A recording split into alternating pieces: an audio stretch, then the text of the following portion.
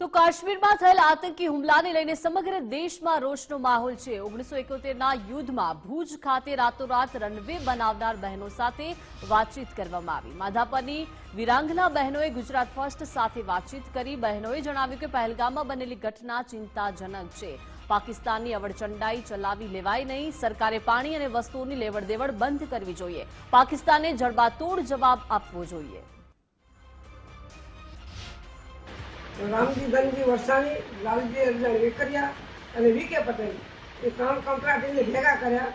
એ ત્રણેય કંટ્રાટી એમ કહ્યું કે અમારું આમાં કાંઈ ચાલે નહીં, પણ એક લીડર હતા અમારા માજી સુંદરભાઈ જેઠા માધાપરિયા, એની પાસે ગયા તો એને એમ કહ્યું કે ભલે હું છોકરીને પૂછી લઉં। તો એ અમારા રોજ અમારે ભેગા કામે જતા, અમારો લીડર હતો એ, એટલે અમે એને કહ્યું ને અમે હા પાડી। અમારા મોઢે અમારી જબાન ઉપર સરસ્વતીમાં બેસી ગયો કે ના, આ કામ કરવું પડે, આપણા ભારત દેશ બચાવવો હોય અને માથા પરનું ગૌરવ વધારવું। અમે કેટલી રીતે અમે અમારા હાથમાં મોત લઈને ગયા, અમારા બાળ બચ્ચા મૂકીને પીડી। મારી ઉંમર 26 વર્ષની હતી, મારા 3 બાળકો હતા, હું મૂકીને જાતી હતી। હું જાતી, મારા હસબન્ડ પણ હારતા હતા, અમે બંને જતા હતા, પણ અમને ભગવાનના પ્રતાપે અમને કોઈને વાંકું ફીટ્યું નહીં, અમારા માથાનો વાળ પણ વાંકો નથી। તો અમને પછી ગામમાં એને જાણ કરી કે બાજુ હાલશો? તો અમે કીધું કે હા, અમે તૈયાર જ છીએ, આપણો દેશને બચાવવા અમે તૈયાર જ છીએ।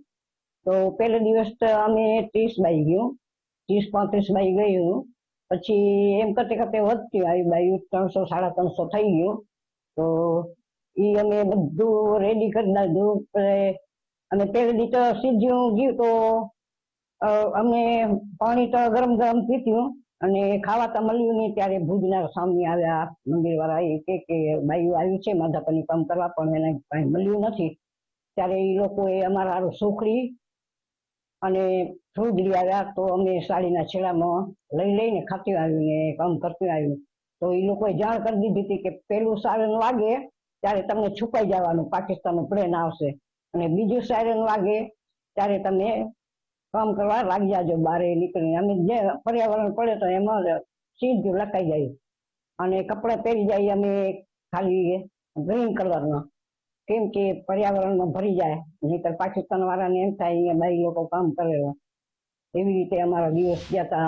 ખાડા પડે હતા એ બધા પૂર્યા, ગમ પડે હતા ને રાતના, એ ખાડા બધા અમે પૂર્યા। પછી માથે કામ કર્યું તો એ કાકરી કરીને બધા ખાતર ભર્યો।